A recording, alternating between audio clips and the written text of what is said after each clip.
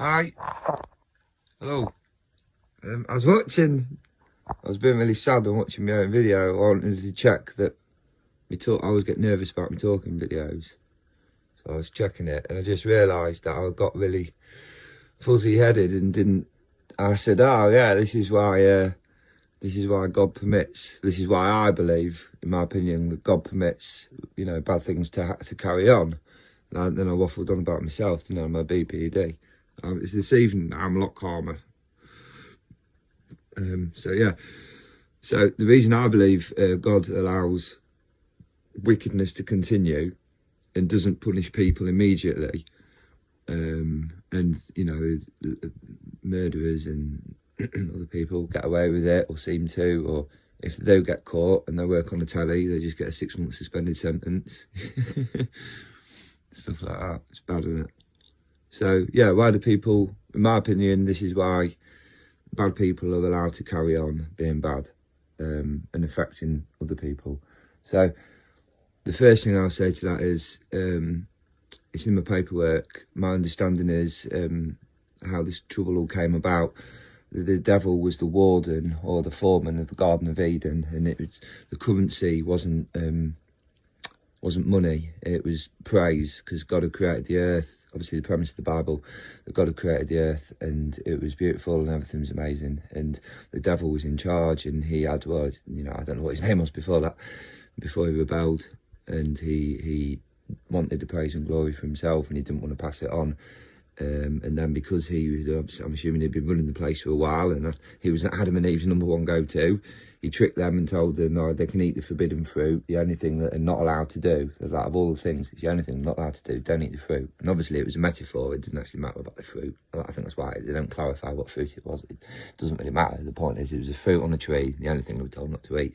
And yeah, the devil says to him, don't worry about that, don't worry about the main man, you can eat that, you can be as great and as powerful as him, it's all right. So anyway, they did, it tricked him. So I think he used that as ammunition to go up against God, like politically.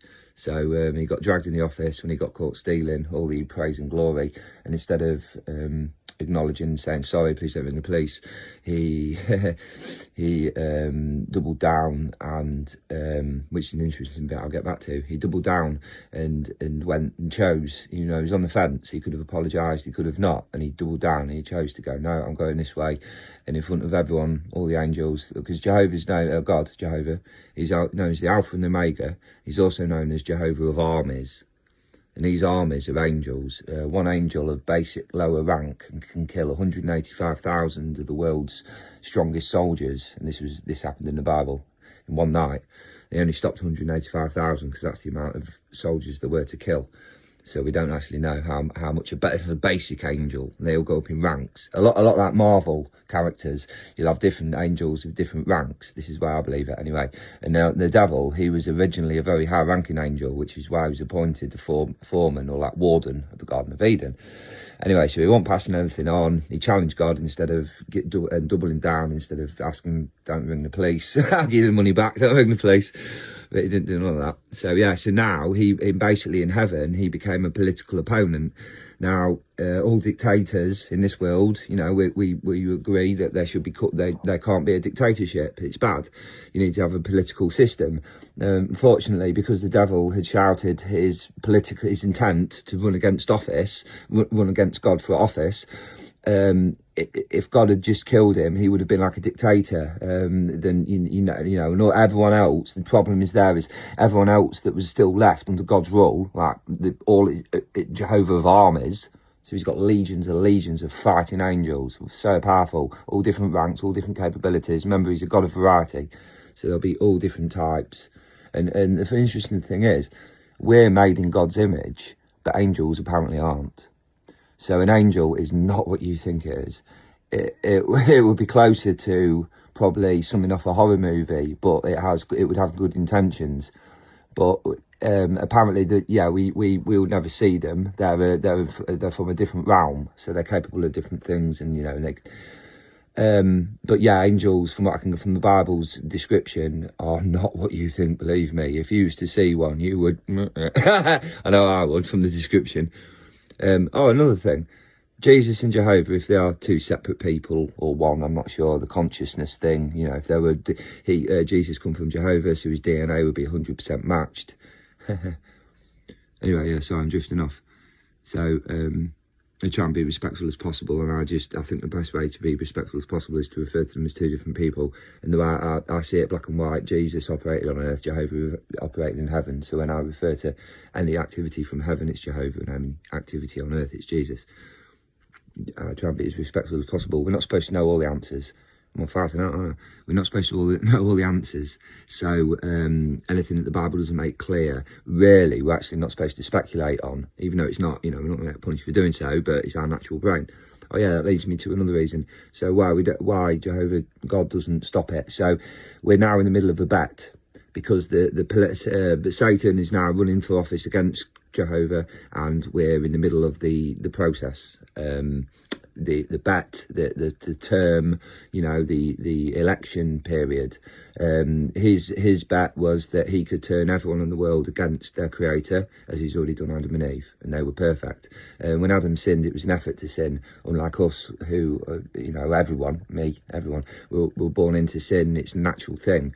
One of the Apostle Paul, which I take a lot of inspiration for, because unlike Jesus, he wasn't perfect, and he was a man with mistakes, but he was God's, at one point, he had a very big mission, and he was God's number one go-to. And the more he sinned, the more he hated himself, because the closer he was to the main man. And he said, this is something I take comfort from, he says, the sins that I hate come easy, and the ones that I strive for, like I try to want to be, they come hard. And it's true, like, it's so much easier to make a mistake or sin or something in this world than it is to probably do something good. It just comes naturally. But apparently with Adam, it was different. Adam and Eve were made perfect. Everything in their body and the food around them, everything was just perfectly designed and engineered to fit and work. And he apparently he at first said no to the fruit, but then was convinced by his wife and her beauty, because if they're perfect, they would have looked perfect. So they would have, the minute they saw each other, they would have been like, look at that, six pack, or like, from his point of view, be like, wow, look at that figure. So yeah, they would have been like really attracted to each other, wouldn't they, if they're perfect? So yeah, so it was an effort for them to sin.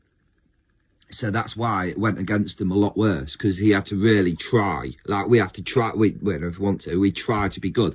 He had to try to be bad. So yeah, so that's one reason why I believe God lets things go on, because if he was a dictator and he just killed the opponent, then everyone else would be like, oh, well, he didn't really care about us. No one really knew if that opponent could have done the job. Now he's dead, we don't know. And then the way I see it is it casts a huge shadow of doubt, as this is the way I put it on the paperwork, over the leadership, doesn't it? Because everyone's left remembering, not thinking, oh, well, you know, we didn't really give him much of a chance. And I think it gives the impression that the leader, from that point on, is now, you think, oh, he don't care about me. He's not interested in hurting me, but you can see he's only interested in himself. That's why he destroyed that other opponent when he was proposing a different plan to run things. So that's a bit, yeah, it's hard to get your head around a bit, but that's how I see it as from the beginning. And there's other reasons God let things happen. You heard of the term, give enough rope and they'll hang themselves. So that's also mixed in with my other thing that I realised, that I believe that he lets things go on, and that's something called free will. So what's the difference between free will and a robot? Us, with a conscience. See, free will is us with no conscience. A robot does exactly what he's told, and it doesn't have free will. Okay, so a creator, like, look at the robots that people create now. They don't want them to all work together like robots. They want them to act like humans.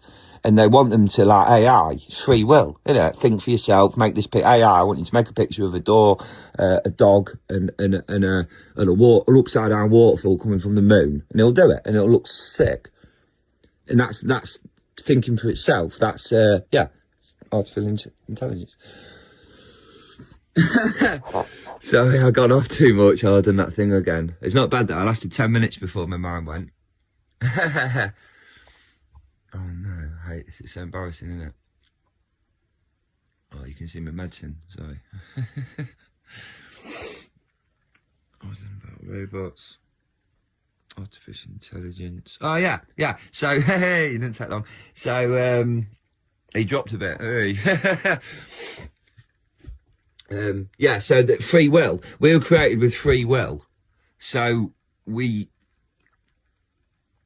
there has to be some sort of control in our mind that makes us decide, yeah, we're going to do this and we're going to do that. And if the minute we decide, right, I'm going to do this and it's wrong, and like, I don't know, God puts his big thumb on us like an ant and just goes, no, you're done, you made a bad decision, you're gone. Right? Well, that ant, you haven't had time to change, is the point I'm trying to get to. If you give people enough rope to hang themselves, they either double down on their sins, like the original rebellion. This is why God hates rebellion, because of where it comes from. It all stems from literally everything going wrong. Everything was perfect, a bit like my bipolar. Everything's perfect, Garden of Eden, everything's a mess. So not bipolar. See what I mean? I've got borderline personality disorder. I'm sorry to people who have bipolar, I didn't mean to. I've borderline personality disorder, I don't know why I said that. But yeah, everything was perfect. And then suddenly, a couple of lies here, a bit of held back wages, payment, what is it they're paying? Appreciation and that, so glory. So yeah, instead of money, Satan stole some of the glory. and that's it, just like that. One can of Red Bull, 2 seconds later, and everything's crap. Adam and Eve have been thrown out of the Garden of Eden. They suddenly feel ashamed of their nakedness. They have to wear clothes. Suddenly food doesn't taste as good. The weather's not very nice anymore. They're now cold. Now animals are dangerous, whereas before they were at their mercy. You know, at their how does he put it? Animals are at their sub something. I have to read the beginning. It's in the beginning of the Bible. It's the creation bit. Anyway, so yeah, animals wouldn't have bothered them. And yeah, everything just went crap. So yeah, that's another reason why this has to play out and it can't just end straight away. So another reason, right, for the innocent people that apparently that get hurt now, you know, the obvious ones, the innocent animals and children all over the world. How's that fair that they're getting hurt and no one's doing anything about it? Well, I don't know. I don't know all the answers. I know that I do realise that comes down to faith. You have to believe that whatever the answer is, it will be done and it will be sorted. And I do know certain things, like it says in the Bible that Jehovah God will reward people 2 or 3-fold, if not minimum, for the amount that someone suffered in this world. They will be repaid, you know. And that King Solomon, that story of King Solomon, he asked for wisdom and mental capacity to rule God's people, and he got everything as well as that. God is first and foremost. This is really important. I can't stress this seriously enough. God is first and over the last 2 years, you get to know him. You get to read about his stories, and you start thinking, oh yeah, he'd do this in this situation, or he'd say this in this situation. And he's a very serious person. Okay, he's a very serious person. His love and compassion is immense and number one. But like an angry parent who's defending his child, I'm going to swear, I'm sorry, don't piss him off, mate. Do not upset him. Do not upset this guy, because he will obliterate us. The stories in the Bible, he obliterates people. He goes overboard. He's a gangster, okay? Everyone likes gangsters. He's a gangster. He does not mess about. If you're nice to him, he will reward you so much. But if you're his enemy, oh, believe me, he will find 10 different ways to fuck you. He really will. He's a gangster. And Jesus, his description is basically like the Incredible Hulk, but not green in the Bible. He's bigger, he's stronger, he's got quicker reflexes, he's got light that emits out of him that's so bright that blinds his enemies. These people that I'm talking about here are very serious people, and Jehovah is known as a God to be feared. And the reason we don't have to fear him as God-fearing people is because his love comes first, and he knows that we love him, so we don't have to be afraid.